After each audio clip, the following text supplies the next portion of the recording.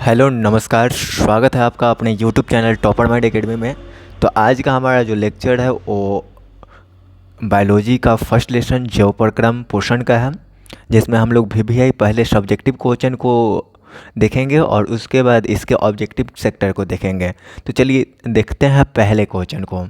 और आपको हम बता दें कि इस चैनल पे रेगुलर वे में क्रैश कोर्स का वीडियो आ रहा है, तो चैनल को ज़रूर सब्सक्राइब कर लीजिए ताकि आपको क्रैश कोर्स के वीडियो का नोटिफिकेशन मिलता रहे समय समय पे।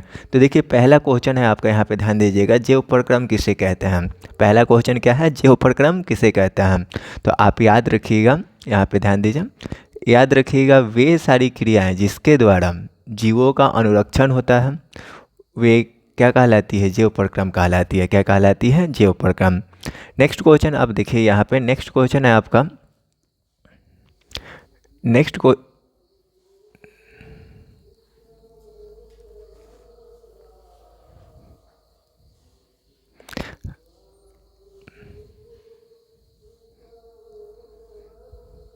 नेक्स्ट क्वेश्चन है आपका कि पोषण किसे कहते हैं। सॉरी, यहाँ पे ध्यान देना आप, क्वेश्चन है आपका पोषण किसे कहते हैं और इसकी कितनी विधियाँ हैं। पोषण किसे कहते हैं और इसकी कितनी विधियाँ हैं।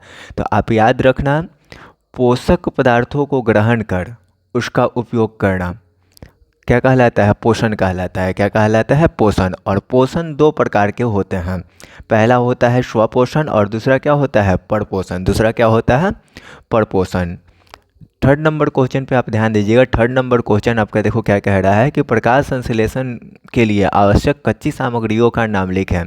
प्रकाश संश्लेषण की क्रिया होती है तो उसके लिए आवश्यक जो कच्ची सामग्री है उसका नाम लिखना है। तो निम्न आवश्यक कच्ची सामग्री है, पहला आपका है सूर्य का प्रकाश, दूसरा है क्लोरोफिल, तीसरा है कार्बन डाइऑक्साइड और चौथा है जल। चौथा क्या है, जल। ये पॉइंट आपको याद रखना है। मोस्ट वीवीआई क्वेश्चन है, आप इसको रट लीजिएगा फेयर कॉपी बनाकर। चलिए नेक्स्ट क्वेश्चन आप देखिएगा, यहाँ पे ध्यान दीजिए। नेक्स्ट क्वेश्चन है आपका कि भोजन के लिए पाचन में लार की क्या भूमिका है। भोजन के पाचन में लार की क्या भूमिका है, नेक्स्ट क्वेश्चन है। और इसका आंसर आप देख लीजिए क्या है कि निम्न भूमिका है। भोजन के पाचन में लार की निम्न भूमिका है। पहला, यह मुख के खोल को साफ करता है। दूसरा, यह भोजन को स्वादिष्ट बनाता है। तीसरा भूमिका क्या है जी, तो भोजन में उपस्थित कीटाणुओं को मारता है या नष्ट करता है। उसके बाद चौथा इसका भूमिका है कि भोजन को निगलने में यह क्या करता है, मदद करता है। भोजन को निगलने में ये क्या करता है, मदद करता है। अब नेक्स्ट क्वेश्चन की बात करें, पाँचवें नंबर क्वेश्चन की, तो पाँचवा नंबर क्वेश्चन पे यहाँ पे ध्यान दीजिएगा है प्रकाश संश्लेषण किसे कहते हैं और इसका रासायनिक समीकरण लिखें। प्रकाश संश्लेषण क्या है और इसका रासायनिक समीकरण लिखना है। तो आप याद रखना, जब पेड़ पौधे सूर्य प्रकाश की उपस्थिति में क्लोरोफिल, जल और कार्बन डाइऑक्साइड के बीच क्रिया कराकर कार्बोहाइड्रेट का क्या करती है, निर्माण, कार्बोहाइड्रेट का क्या करती है, निर्माण करती है, तो उसे हम लोग क्या कहते हैं, प्रकाश संश्लेषण कहते हैं। और प्रकाश संश्लेषण का रासायनिक समीकरण निम्न है, देख लीजिए। देखिए समीकरण आप ऐसे याद रखिएगा, 6CO2 + 12H2O। Surya Prakash arrow के ऊपर और एरो के नीचे क्लोरोफिल, और C6H12O6 + 6O2 + 6H2O। ये क्या है, प्रकाश संश्लेषण का रासायनिक समीकरण है। अब चलो नेक्स्ट क्वेश्चन की बात कर ले, तो आपके स्क्रीन पे दिखाई दे रहा हो कि कोई वस्तु सजीव है, इसका निर्धारण करने के लिए किस मापदंड का उपयोग करते हैं। तो कोई वस्तु सजीव है, इसका निर्धारण करने के लिए हम किस मापदंड का उपयोग करते हैं। तो याद रखिएगा, सजीवों के सभी संरचनाएं अणुओं से मिलकर बनी हैं, अणुओं से मिलकर बनी है जो हमेशा गति में रहता है। और इन अणुओं की गति ही, यहाँ पे देखो थोड़ा सा गलत लिखा हुआ है, इन अणुओं की गति ही किसी जीव के सजीव होने का प्रमाण है। किसी जीव के सजीव होने का क्या है, इन अणुओं की गति ही किसी जीव के सजीव होने का क्या है, प्रमाण है। इसके अतिरिक्त सजीव विभिन्न प्रकार का जैव प्रक्रम करते हैं जो कि निर्जीव नहीं करते हैं, चलो नेक्स्ट क्वेश्चन पे आ जाओ। और नेक्स्ट क्वेश्चन देखोगे है आपका कि स्वपोषी पोषण के लिए आवश्यक परिस्थितियाँ कौन कौन सी है और इसके उपोत्पाद क्या हैं। तो आप याद रखना, स्वपोषी पोषण के लिए आवश्यक परिस्थितियाँ क्लोरोफिल, जल, कार्बन डाइऑक्साइड और सूर्य का प्रकाश की उपस्थिति है, ठीक है। और इसके उपोत्पाद कार्बोहाइड्रेट है, ऑक्सीजन है और क्या है, जल है। कार्बोहाइड्रेट, ऑक्सीजन और क्या है, जल है। नेक्स्ट क्वेश्चन की बात करें तो आपके स्क्रीन पे दिखाई दे रहा होगा। नेक्स्ट क्वेश्चन है कि हमारे आमाशय, यहाँ पे देखो आमाशय थोड़ा सा गलती लिखा गया है, आमाशय, आमाशय, चलिए सही हो गया। अब देखिए यहाँ पे हमारे आमाशय में अम्ल की क्या भूमिका है, तो याद रखिएगा हमारे आमाशय में पाए जाने वाला जो अम्ल है जीवाणुनाशक की तरह कार्य कर भोजन के साथ आने वाले जीवाणुओं को नष्ट कर देता है और हमारे आमाशय में मुख्यतः हाइड्रोक्लोरिक अम्ल पाया जाता है। हमारे आमाशय में कौन सा मुख्यतः अम्ल पाया जाता है, हाइड्रोक्लोरिक अम्ल पाया जाता है, ठीक है। नेक्स्ट क्वेश्चन आप यहाँ पे ध्यान दीजिएगा है आपका, प्राणी संपोषण किन किन प्रक्रियाओं के द्वारा पूर्ण होता है। प्राणी संपोषण जो प्रक्रिया होता है किन किन प्रक्रियाओं के द्वारा पूर्ण होता है, तो याद रखिएगा प्राणी संपोषण में प्राणी अपना भोजन ठोस या तरल रूप में ग्रहण करते हैं। ठोस या तरल रूप में क्या करते हैं, ग्रहण करते हैं। और पूरी क्रिया अंतर्ग्रहण, पाचन, अवशोषण, स्वांगीकरण एवं बहिष्करण प्रक्रियाओं द्वारा क्या होता है, पूर्ण होता है। बहिष्करण प्रक्रियाओं द्वारा क्या होता है, पूर्ण होता है। नेक्स्ट क्वेश्चन पे आप ध्यान देना, नज़र दौड़ाना क्या है क्वेश्चन, तो क्वेश्चन है आपका, क्वेश्चन इस प्रकार से है कि पाचक एंजाइमों के क्या कार्य हैं। क्वेश्चन क्या है, पाचक एंजाइमों के क्या कार्य है। तो आप याद रखना पाचक एंजाइम का कार्य भोजन के विभिन्न पोषक तत्वों को जटिल रूप से सरल रूप में बदलकर घुलनशील बनाना है ताकि इसका बनाना है ताकि इसका आसानी से क्या हो सके, पाचन हो सके, ठीक है। नेक्स्ट क्वेश्चन है आपका, यहाँ पे ध्यान दो 11वां नंबर कि प्रकाश संश्लेषण के लिए आवश्यक कच्ची सामग्री पौधे कहाँ से प्राप्त करते हैं। तो आप याद रखना प्रकाश संश्लेषण के लिए आवश्यक कच्ची सामग्री जो पहली होती है वो होती है CO2 वायुमंडल से, जल जड़ द्वारा मिट्टी से, तथा प्रकाश सूर्य से प्राप्त करते हैं। और पौधों की पत्तियों में क्या होती है, क्लोरोफिल विद्यमान रहती है। देखो प्रकाश संश्लेषण के लिए पौधे CO2 वायुमंडल से, जल जड़ द्वारा तथा प्रकाश को सूर्य से प्राप्त करते हैं। पौधों की पत्तियों में ऑलरेडी क्या होती है, क्लोरोफिल मौजूद होती है। चलो नेक्स्ट क्वेश्चन पे आ जाओ और नेक्स्ट क्वेश्चन पे ध्यान दोगे। क्वेश्चन है आपका कि हमारे शरीर में वसा का पाचन कैसे होता है। हमारे शरीर में वसा का पाचन कैसे होता है, तो याद रखना हमारे शरीर में वसा का पाचन आहार नाल के क्षुद्रांत यानी छोटी आंत में होता है। यकृत से निकलने वाला पित्तरस भोजन की अम्लीयता को क्षारीयता में बदल देता है। पित्तरस वसा को सूक्ष्म कणों में बदल देता है और इस क्रिया को हम लोग क्या कहते हैं, इमल्सीकरण कहते हैं। इस क्रिया को हम लोग क्या कहते हैं, इमल्सीकरण। लाइपेज एंजाइम इमल्सीफाइड वसा को वसीय अम्ल तथा ग्लिसरॉल में बदल देता है और इस प्रकार हमारे शरीर में क्या होता है, वसा का पाचन होता है। इस प्रकार हमारे शरीर में क्या होता है, वसा का पाचन होता है। अगले क्वेश्चन की बात करें तो अगला क्वेश्चन आपके स्क्रीन पे दिखाई दे रहा है, क्या है कि किसी जीव के द्वारा किन किन कच्ची सामग्रियों का क्या किया जाता है, उपयोग किया जाता है। तो आप याद रखना किसी भी जीव में शारीरिक वृद्धि के लिए उसे बाहर से अतिरिक्त कच्ची सामग्रियों की भी आवश्यकता होती है और पृथ्वी पर जीवन कार्बन आधारित अणुओं पर निर्भर है। अतः अधिकांशतः खाद्य पदार्थ भी कार्बन आधारित हैं। इन कार्बन स्रोतों की जटिलता के अनुसार विभिन्न जो जीव होते हैं विभिन्न प्रकार के पोषण को क्या करते हैं, अपनाते हैं। अब नेक्स्ट क्वेश्चन की बात करें तो आपका 14वां नंबर क्वेश्चन आपके स्क्रीन पर दिखाई दे रहा है, देख लीजिए क्या है। तो मृत जीवी पोषण किसे कहते हैं, मृत जीवी पोषण किसे कहते हैं। तो याद रखिएगा वैसे जीव जो अपना भोजन मृत जीवी पोषण से प्राप्त करते हैं। मृत जीवी पोषण किसे कहते हैं, यहाँ पर डिफिनीशन थोड़ा सा गलत लिखा हुआ है, देख लीजिए। वैसे जीव जो अपना भोजन मृत जीवों तथा सड़े गले पदार्थों से क्या करता है, प्राप्त करता है, तो उसे हम लोग क्या कहते हैं, मृत जीवी पोषण कहते हैं। चलो नेक्स्ट क्वेश्चन पे आ जाओ और यहाँ पे है लिखा हुआ, यहाँ पे ध्यान दे लोगे, प्राणी संपोषण। क्वेश्चन क्या है, प्राणी संपोषण। क्वेश्चन आप देखिए, प्राणी संपोषण किसे कहते हैं? क्वेश्चन क्या है जी? प्राणी संपोषण किसे कहते हैं? क्वेश्चन आपके स्क्रीन पे है कि प्राणी संपोषण किसे कहते हैं। तो याद रखिएगा, वैसा पोषण जिसमें जीव ठोस या तरल के रूप में जंतुओं के भोजन ग्रहण करने की विधि द्वारा ग्रहण करता है, तो उसे हम लोग क्या कहते हैं? प्राणी संपोषण कहते हैं। क्या कहते हैं? प्राणी संपोषण। नेक्स्ट क्वेश्चन आपके स्क्रीन पे दिखाई दे रहा होगा, क्या है कि स्वपोषी और परपोषी में क्या अंतर है? तो याद रखिएगा, निम्न अंतर है। पहला, स्वपोषी एक साइड लिख लीजिए और दूसरी ओर परपोषी लिख लीजिए। स्वपोषी में लिखिएगा ये भोजन अपना स्वयं संश्लेषित करते हैं, और परपोषी ये अपना भोजन अपने भोजन के लिए अन्य जीवों पर क्या करते हैं? निर्भर रहते हैं। दूसरा, आप याद रखिएगा कि सभी पेड़ पौधे स्वपोषी होते हैं और मनुष्य, जानवर इत्यादि क्या होते हैं? परपोषी होते हैं। ये क्या हो गया? अंतर हो गया।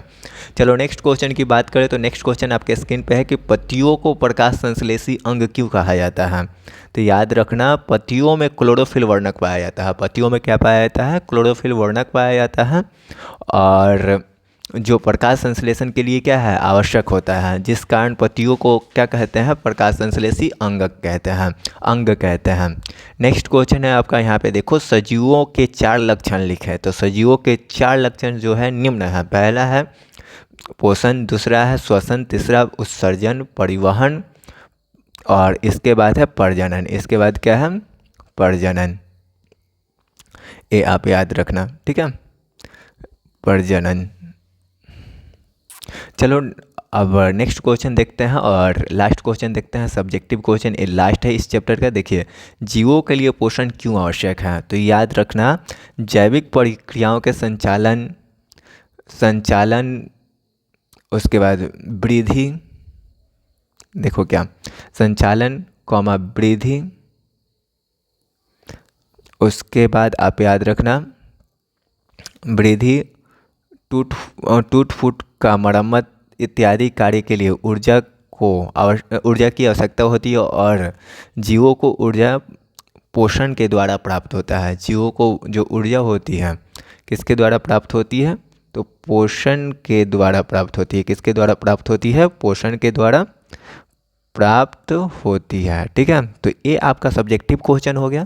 अब देखते हैं इस चैप्टर का ऑब्जेक्टिव क्वेश्चन, और इसको भी आप बेहतर तरीके से नोट्स बना लीजिएगा और याद कर लीजिएगा, ताकि आपके एग्जाम में इस चैप्टर से कोई क्वेश्चन आए तो आप अच्छे तरीके से उसको टिक आउट कर पाएँ।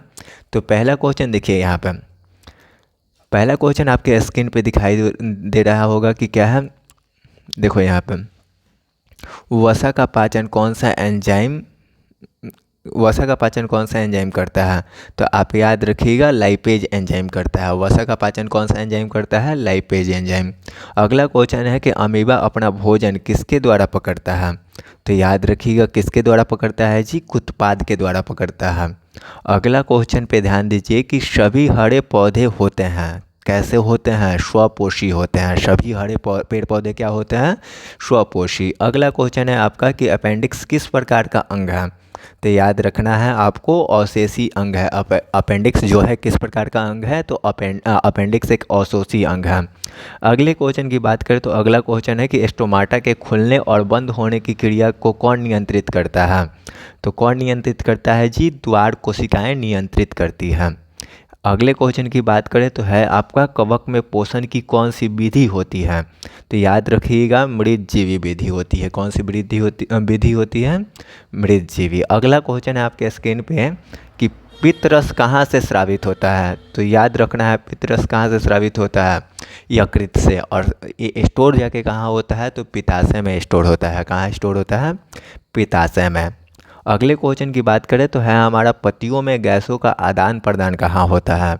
तो याद रखिएगा, रंध्रों में होता है। कहाँ होता है जी? रंध्रों में। अगले क्वेश्चन पे हम लोग आते हैं, और है हमारा कि कोशिका के ऊर्जा मुद्रा के रूप में किसे जाना जाता है? तो कोशिका के ऊर्जा मुद्रा के रूप में हम लोग जानते हैं, यहाँ पे देखो मुद्रा भी गलत लिखा हुआ है, मुद्रा आप सुधार लीजिएगा। चलिए यहाँ पे ध्यान दीजिए, एटीपी को जाना जाता है। कोशिका की ऊर्जा मुद्रा के रूप में हम लोग किसे जानते हैं, तो एटीपी को जानते हैं। किसको जानते हैं जी, एटीपी को। चलो नेक्स्ट क्वेश्चन पे आ जाओ। और नेक्स्ट क्वेश्चन क्या है कि एटीपी का फुल फॉर्म, यहाँ पे देखो एटीपी का फुल फॉर्म क्या होता है। तो एटीपी का फुल फॉर्म क्या होता है जी, एडिनोसाइन ट्राईफास्फेट होता है। क्या होता है, एडिनोसाइन ट्राईफास्फेट। अगला क्वेश्चन है आपका कि कुटपाद किस में पाया जाता है। तो कुटपाद पाया जाता है अमीबा में। कुटपाद किस में पाया जाता है जी, अमीबा में। अगला क्वेश्चन है कि मनुष्य के शरीर में सबसे बड़ी ग्रंथि क्या है।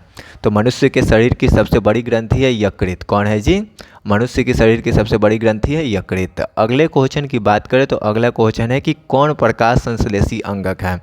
कौन प्रकाश संश्लेषी क्या है, अंगक है। तो पहला है हरित लवक या क्लोरोप्लास्ट को हम लोग प्रकाश संश्लेषी अंगक कहते हैं।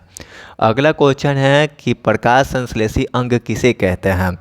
तो याद रखना है आपको, पत्तियों को प्रकाश संश्लेषी अंग कहा जाता है। किसको कहा जाता है, पत्तियों को।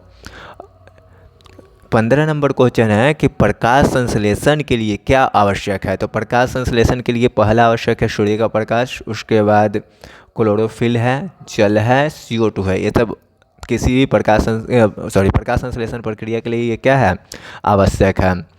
नेक्स्ट क्वेश्चन है, यहाँ पे ध्यान दीजिए कि प्रकाश संश्लेषण कब होता है। तो याद रखना है दिन में होता है। कब होता है, दिन में। अगला क्वेश्चन पे ध्यान दीजिएगा है, एक वयस्क मानव के कितने दांत होते हैं। तो याद रखना है आपको, एक वयस्क मानव के 32 दांत होते हैं। एक वयस्क मानव के कितने दांत होते हैं, 32।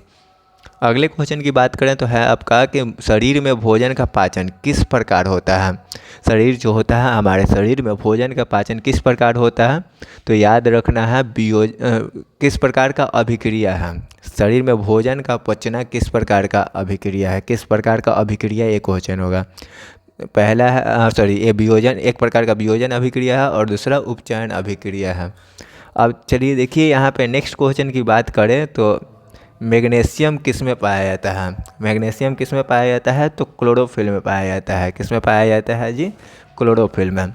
अब देखो क्लोरोफिल का रंग जो होता है हरा, कैसा होता है। तो याद रखना कैसा होता है, हरा होता है। किस प्रकार का होता है, हरा। अगला क्वेश्चन पे ध्यान दीजिएगा है आपका, जठर ग्रंथियाँ कहाँ पाई जाती है। तो आमाशय में पाई जाती है। 22 नंबर आपका है, 22 नंबर क्वेश्चन है आपका कि स्टोमाटा पौधे के किस अंग में पाया जाता है। तो स्टोमाटा पत्तियों में पाया जाता है। किस में पाया जाता है, पत्तियों में। नेक्स्ट क्वेश्चन है कि प्रकाश संश्लेषण के द्वारा किसकी प्राप्ति होती है। तो पौधों के अंदर ग्लूकोज या कार्बोहाइड्रेट का निर्माण होता है, जो कि उनके ऊर्जा का स्रोत है। अब अगला क्वेश्चन है कि प्रकाश संश्लेषण की क्रिया में ऑक्सीजन बाहर किससे निकलता है। तो जल से बाहर निकलता है, जल अणुओं से बाहर निकलता है। अगला क्वेश्चन है कि प्रकृति में ऑक्सीजन का संतुलन कैसे बना रहता है। तो इसका आंसर होगा कि प्रकाश संश्लेषण के द्वारा। प्रकृति में ऑक्सीजन का संतुलन कैसे बना रहता है, तो प्रकाश संश्लेषण के द्वारा बना रहता है। रक्षी कोशिकाएं कहाँ पाई जाती है, पत्तियों में पाई जाती है। रक्षी कोशिकाएं कहाँ पाई जाती है, पत्तियों में। उसके बाद आमाशय के अग्रभाग को क्या कहते हैं। तो याद रखना है आमाशय के अग्रभाग को कार्डिएक कहते हैं। क्या कहते हैं, कार्डिएक। यहाँ पर भी कार्डिएक केवल होगा, कार्डिएक गलत लिखा हुआ है, थोड़ा सा सुधार लीजिएगा आप। चलो अगले क्वेश्चन पे आ जाएं और लिखेंगे। अगला क्वेश्चन है आपका कि मुख गुहा, यहाँ पे देखो मुख गुहा का पिछला भाग क्या कहलाता है। तो मुख गुहा का पिछला भाग ग्रसनी कहलाता है। मुख गुहा का पिछला भाग क्या कहलाता है जी, ग्रसनी कहलाता है। अब अगले पॉइंट की बात करें तो मनुष्य में आहार नाल की कौन सी रचना अवशेषी अंग कहलाती है। तो आप याद रखिएगा, अपेंडिक्स जो है क्या कहलाती है, अवशेषी संरचना कहलाती है, अवशेषी अंग कहलाती है। अगला क्वेश्चन है आपका कि किस छिद्र द्वारा ग्रसनी ग्रास नली से जुड़ी होती है। तो निगल द्वार के द्वारा जुड़ी होती है। किसके द्वारा जुड़ी होती है, निगल द्वार के द्वारा। अगला क्वेश्चन आप लिख लीजिए कि मनुष्य के दांत की ऊपरी परत क्या है। तो मनुष्य के दांत की ऊपरी परत है इनामेल। क्या है जी, इनामेल। 32 नंबर क्वेश्चन है कि ग्लूकोज कितने कार्बन से बना अणु है। तो कितने कार्बन से बना अणु है जी, 6। कितने कार्बन से बना अणु है, 6। अगला क्वेश्चन है कि छोटी आंत एवं बड़ी आंत के जोड़ पर पाई जाने वाली एक छोटी नलीनुमा रचना क्या कहलाती है। तो वो नलीनुमा रचना कहलाती है सीकम। क्या कहलाती है, सीकम। ग्रहणी किसका भाग है? तो याद रखना, ग्रहणी छोटी आंत का मुख्य भाग है। किसका भाग है जी? छोटी आंत का मुख्य भाग है। अभी तक वीडियो को लाइक और शेयर नहीं किए होंगे तो अपने फ्रेंड में जल्दी शेयर कर दीजिए, क्योंकि ये आपका केस कोर्स का वीडियो है। चलिए यहाँ पे ध्यान दीजिएगा, है अगला क्वेश्चन कि पाचन की क्रिया पूर्ण कहाँ होती है? तो याद रखना है आपको, छोटी आंत में होती है। कहाँ होती है जी? छोटी आंत में। नेक्स्ट क्वेश्चन की बात करें तो दंत अस्थि क्षय का क्या कारण है? दंत अस्थि क्षय का क्या कारण है? तो आंसर होगा मीठा चीज, आंसर यहाँ पे देख लीजिए, आंसर होगा मीठा चीज़ का खाना, दांतों की सफाई ना करना और बैक्टीरिया द्वारा अम्ल निर्माण। ये सब क्या है? दंत अस्थि क्षय का कारण है। ये सब दंत अस्थि क्षय का क्या है? कारण है, आपको याद रखना है, ठीक है।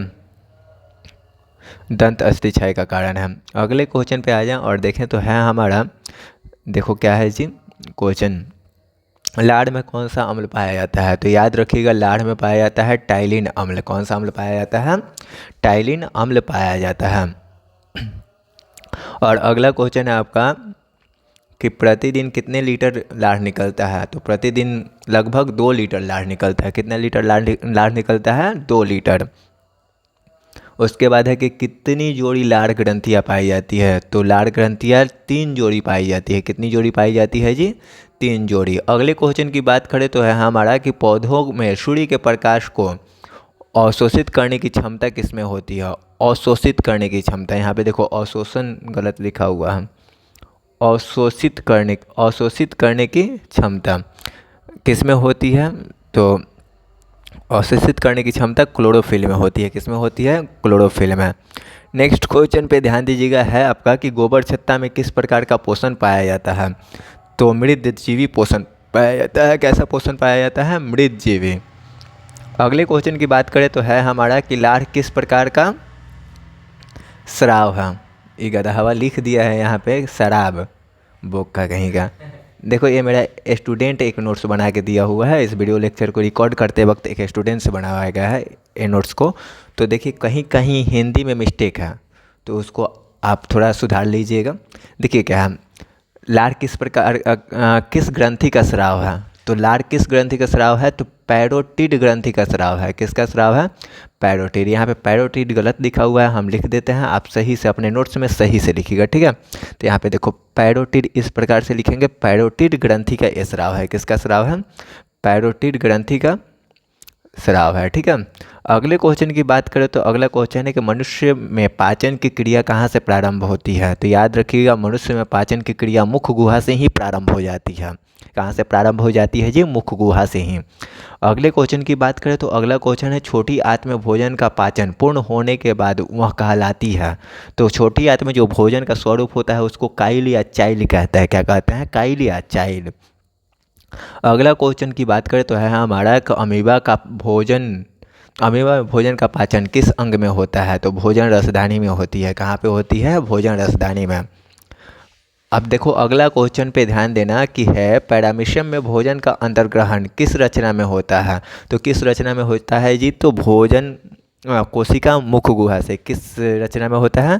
कोशिका मुख गुहा से होता है। अगला क्वेश्चन है आपका कि मनुष्य के आहार नाल की लंबाई कितनी होती है? तो आपको तो पता ही होगा, चैप्टर पढ़े हैं तो 8 से 10 मीटर।